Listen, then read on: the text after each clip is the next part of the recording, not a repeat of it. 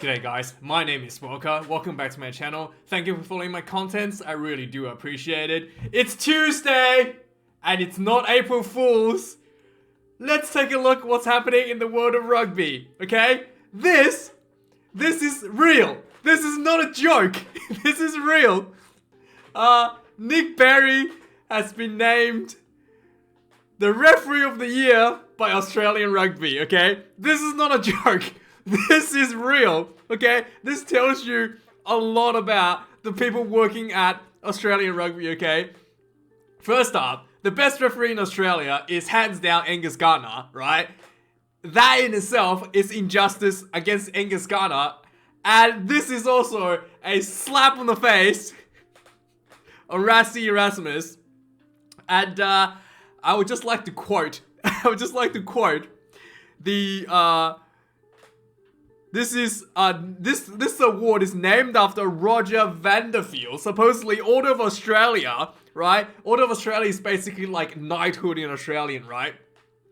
He's being selected as the referee of the year, as the person who demonstrates the highest standard of officiating throughout the year and is considered to be a role model to the game. This is not a joke. This is not a joke. This is actually happening. And it's, reported on rugby.com.au, the official website of the Australian Rugby. I don't know what to say. And so let me know your thoughts down in comments below.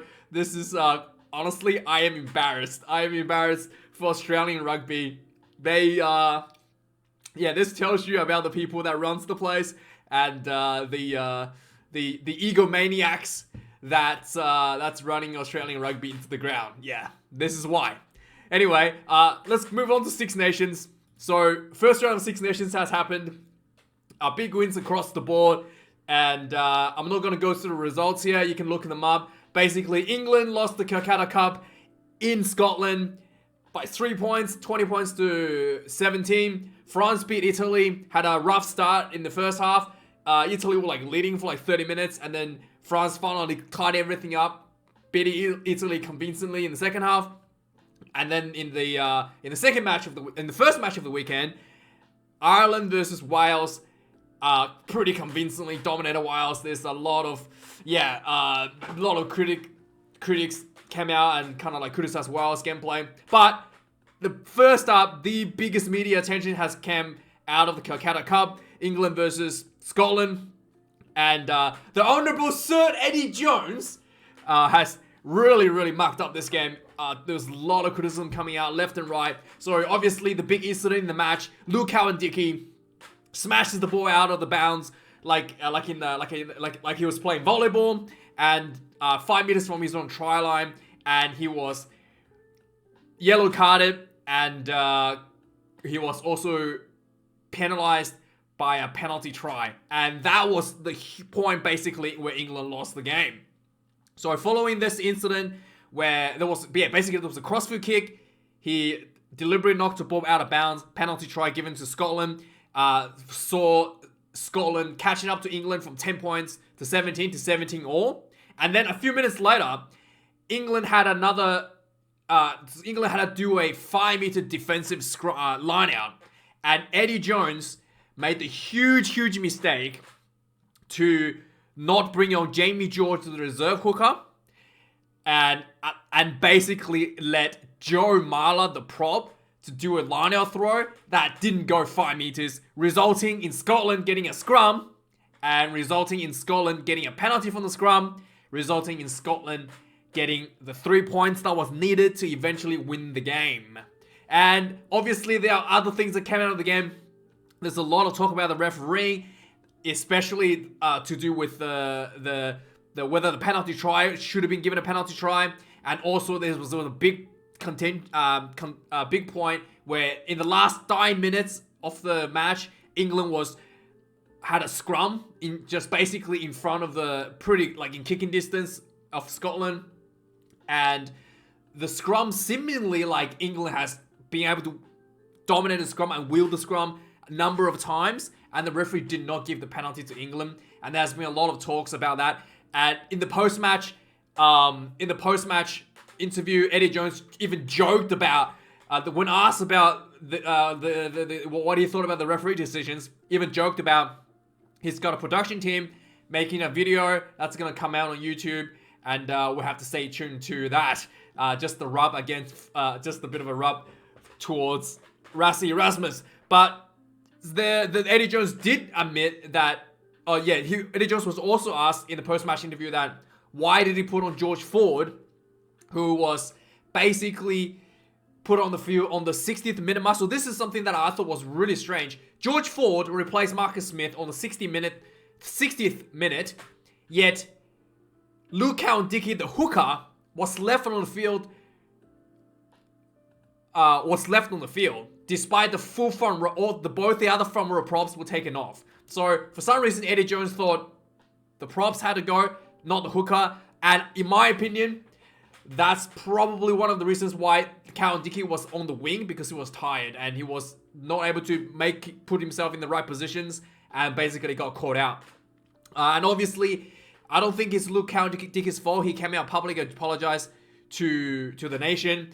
I don't think it's 100% his fault. I can understand. He's a hooker. He's never trained to probably never dealt, like, this is the first time in his life to deal with a crossfield kick, defending on his 5 meter line. So I'm not surprised that he kind of, panicked and decided to smash the ball out of bounds. It's something that it's the first time he's ever dealt in this situation. I can see it, like, why. I can understand. I can give him a bit of a leeway for that, to be fair. I wouldn't blame him too much for that. And also, so in terms of referee, Nigel Owens came out and clarified a lot of the referee decisions, which is really, really good during the Calcutta Cup. And obviously, the big one is the scrum that he was talking about. So Nigel Owens initially thought the scrums should have been a penalty for England. And then he later on reviewed the video, and he thought it was not clear to give the penalty either way, which he backs the decision for Ben O'Keefe. For me, that's exactly what I thought. I thought England had plenty of dominance to have the right for a penalty at the last minute, potentially level the game. But if Nigel Owens reviewed it as a professional referee, I wouldn't go against what he says. I think with different angles that he probably looked at, would have given him a better understanding of how of the scrum decisions. So yeah, I thought they should have thought as well. I thought England probably got a bit robbed, but Nigel Owens, the best referee, one of the best referees ever, essentially said that was the case. Nigel Owens also clarified the penalty try just so everyone can understand how the decision making was made. So first up, the deliberately knock on into touch is already a penalty and yellow card in itself in a try scoring situation, basically, he said. So there's no argument about that. But whether or not that should have been a penalty try, it's another question, right? So a lot of people sort of argue that, well, he could have caught the ball, or if he didn't catch his ball, he could have made a tackle and stopped the try, so there's a chance there. But according to the law, Nigel Owens basically explains how this decision was made. Basically, once he commits a professional foul by knocking the ball out, he puts him out of the equation to be considered as a legal defender. That's basically what he says. So yeah, he eliminates the equation once that illegal action of the professional foul has been committed. So basically, as soon as he did that, it's considered that he did not exist on the field. He's no longer he's no longer a valid player on the field, and therefore you basically have to look at the situation as what's his name, Darcy Grahams.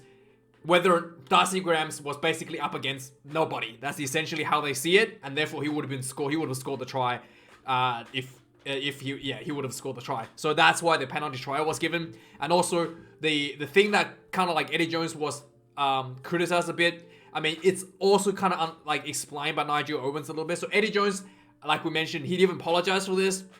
He said he should have substituted on Jamie George for the 5 meter line out, so Scotland didn't just instead of getting Joe Marler to do it. But there is a little bit of issue. This is something that I talked about in the post-match review. So there's a bit of an issue with that.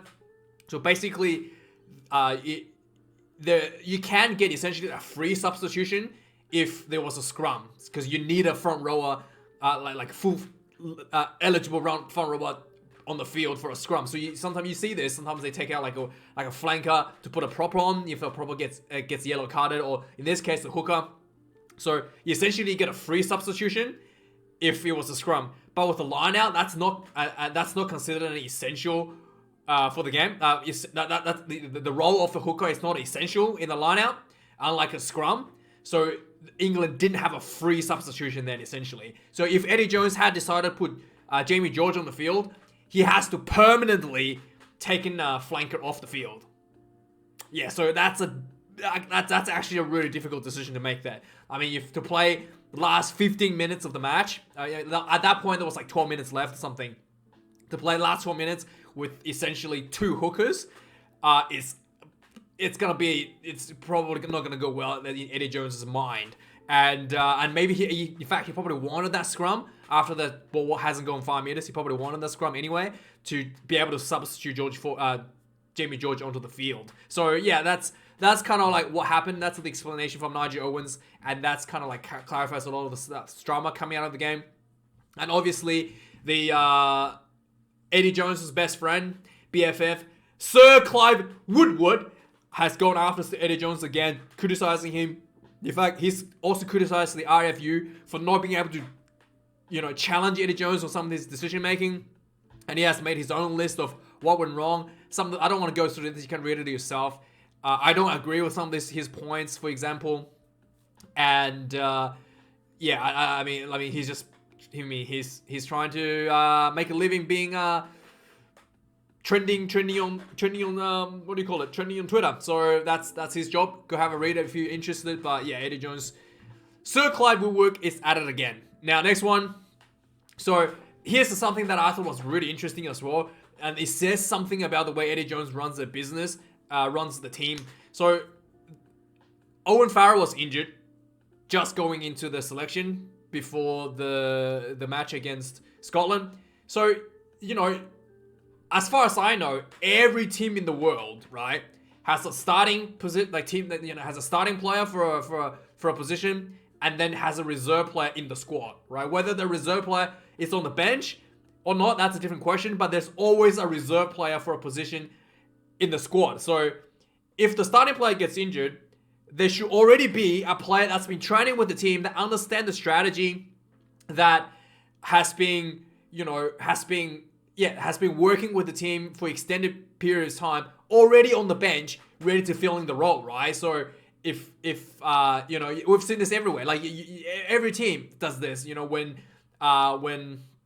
you just put it in the Wallaby sense, right? No, I just put it in New Zealand sense, right? Probably everybody know them better. Even Ireland. Johnny Sexton, he's already got Joey Carberry on the bench, right? And then they already have another third in the form of Byrne. Is it Harry Byrne? Or a third and maybe even a fourth fly half already waiting in the injury, not even in the injury substitutes, right? Just in case if Johnny Sexton gets injured, Joey Carberry gets on, and then needed someone else on the bench, right? So they already have 4 people for the 10 position in the squad. But England, for some reason, for Owen Farrell, they had nobody, absolutely nobody in the squad to replace him. And this was mind-blowing to me. So they basically had to bring up Elliot Daly and George Ford to cover for Owen Farrell. So both players who weren't in the squad, who haven't played for England since Six Nations last year, both of them haven't played. I'm pretty sure Daly didn't play in November Test Series either. Maybe he did. But I know George Ford hasn't played since Six Nations last year. And both players were immediately put into the starting squad. So England did not have a contingency backup for Owen Farrell in the squad. I thought that is just mind-blowing. How did you expect... I know these guys are extremely talented players, but how do you expect your team to function with just people coming in 3 days before the match, being put into the starting jersey, right? I know Daly's a good player, but like, there has to be some kind of cohesion that is missing because he hasn't played since for like a year, literally, right? So something's definitely wrong here with the way Eddie's running the team. So if you're an England fan, let me know what's going on here, because I'm like, I cannot understand what is happening. So yeah. Anyway, so let's go on some other stuff. Other nations now. Scotland had a bit of injury coming out of the Calcutta Cup. Jamie Ritchie is injured, and Scotland has called up Dave Cherry as a replacement. As for Josh Bayless was still not available, so they're gonna call up Dave Cherry. And then for Wales also lost to Ireland in a pretty poor game. They really didn't put much effort into it. There's a lot of reason that the pundits were talking about. Like, there's a huge list of injuries for the Welsh team. And let me know your thoughts on the Welsh performance. I thought, for me, I thought having Josh Adams at 13 really was like, he was playing 13, he was playing winger at times, he was playing fullback at times. I thought that's like, some of this shuffling, like, Josh Adams is a great player, but I felt like some of this shuffling, this decision making may have, hurt the overall, cohesiveness, the overall, overall cohesiveness of the team, essentially. That's my opinion, but let me know what your thoughts are. It's the way Wales, it's a bit more complicated than the England team, as nothing really worked for Wales. It's not like you can pinpoint to one thing. There's a lot of things that went wrong, and also Jaco Peyper is once again being criticized for essentially there was a point where Josh Adams took out Johnny Sexton and with his shoulder to stop him from catching a ball, and it looked like he clipped Johnny's chin. This should have been a red card by a lot of the current referee standards, but Jaco Peyper has been pretty reluctant to use that red card. Once again, this is not really Jaco Peyper's fault. This is, I think he's being criticized a bit unfairly. I think this is World Rugby needs to have a chat with all the referees, set expectations right, and then just give the referee, a proper training on what this should be. Whether he's right or wrong, it's up to debate, but it's the fact that there is a debate means that World Rugby has not, unified the way that referee look at things appropriately. Next up, so this is something that's a little bit of a shame. Wales has confirmed that there will be no alcohol being served after halftime in home Six Nation matches. So this guy, he's banned for life for trying to tackle Liam Williams, and basically many people think that he hindered his opportunity to score a try against the Springboks, and as a result, everybody is getting punished. I think this is just like, I don't understand. Just get more security. Get more security guards. Make sure your security guards isn't watching the game and falling and like not just doing their job, watching the fans and not watching the game and missing out people running onto the field. That's what you should be doing instead of punishing everybody in the stadium for not able to drink anymore after halftime. It's just like preposterous, like really, really, really stupid. And also this kind of like encourages binge drinking a bit, right? Like if you can't drink in the second half, you're just gonna buy like more alcohol in the first half, right? And try to like, that surely can't be good for anybody's health. I mean, it's just, I thought this is just a shame, like, and also, I don't know about I know he's banned for life, but in Australia, if you run onto the field, right, it's like $10,000 fine. It's like a really heavy fine. And I don't know how much fine he's got, but I'm pretty sure he just got a lifelong ban. But in Australia, if you want to keep copying out $10,000, feel free to run on the field. And like we never get rid of people running on the field in Australia anymore. And that's like completely stopped because there's such a huge fine that's being issued on it. So maybe something to look into. And instead of, and I know Wales like rugby union's in trouble in their money as well, right? So not selling alcohol in the second half of the game, huge loss in your income as well. So yeah, I'm a bit baffled by this decision, just because one idiot did that. So for the Irish team, going this week, this weekend, they're going to be against France. Could be the Six Nation decider.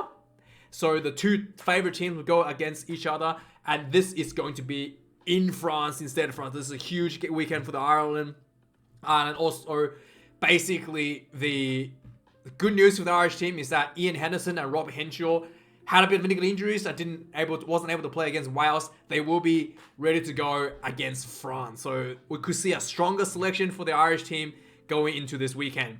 For the French team, however, they did have a bit of injury. Jonathan Danty, the centre, was injured was injured. So he will be out for the Ireland game.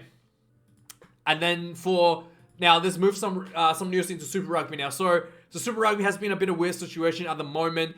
New Zealand has their own rules. They put all of their teams in the bubble to play in Queenstown. And then it's getting pretty stupid at the moment.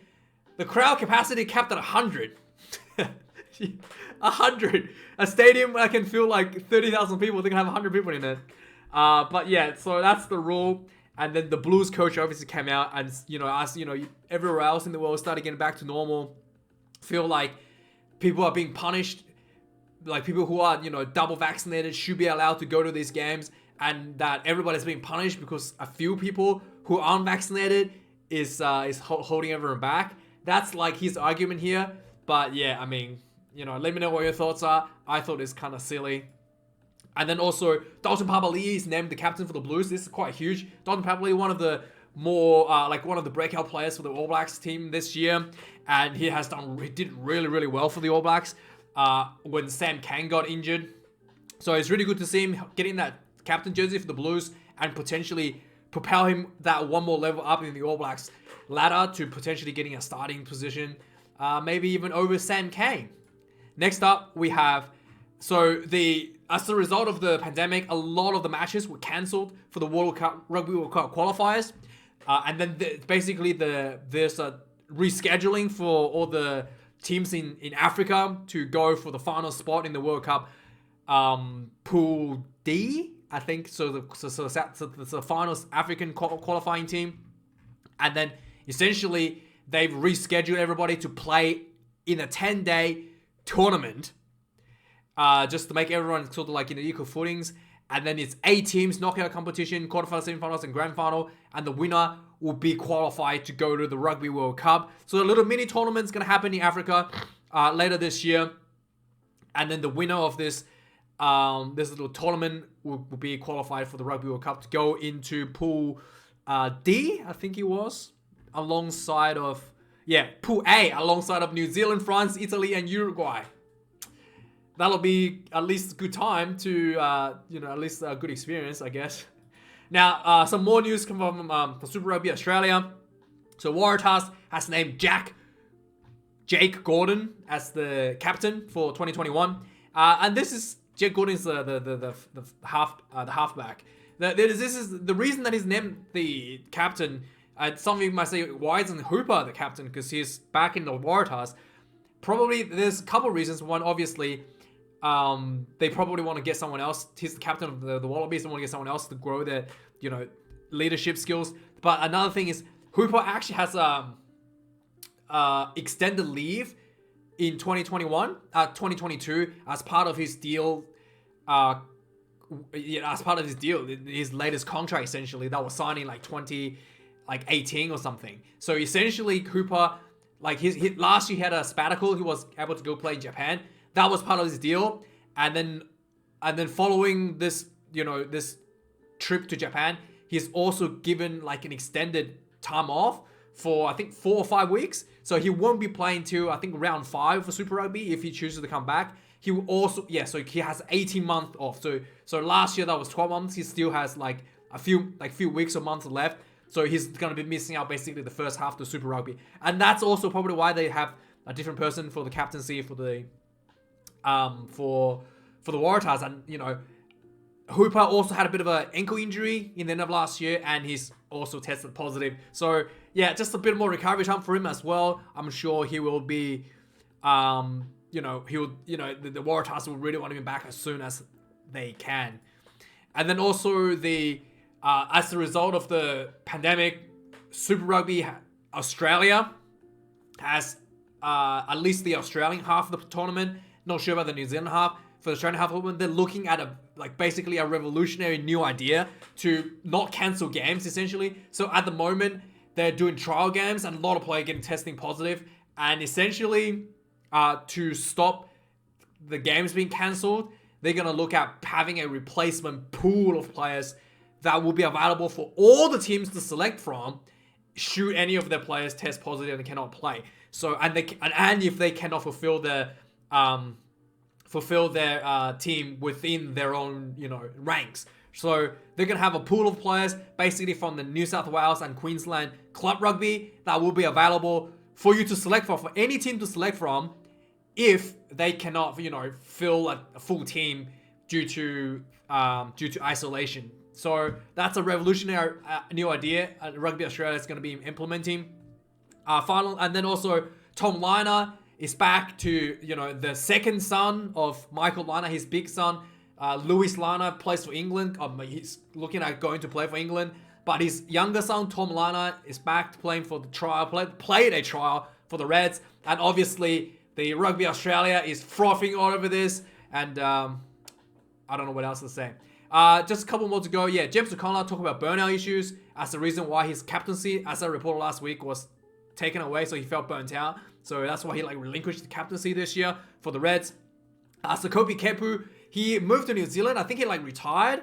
He's actually brought back to play for Moana Pasifika, and he's actually back to play as the captain. So he's named as the inaugural captain for Moana Pasifika after he moved to New Zealand, kind of played for Wallabies for a long time, and he's been he kind of thought his rugby career was over, but he's being rehired back to play as the captain for Moana Pasifika.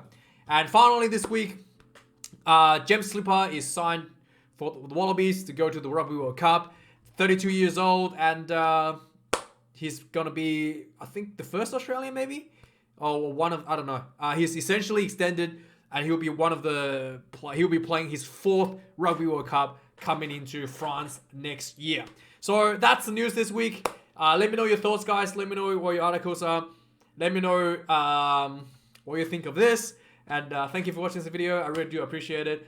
See you guys later this week for previews for Six Nations and also reviews on the weekends. Thanks for watching, and have a nice day. Cheers.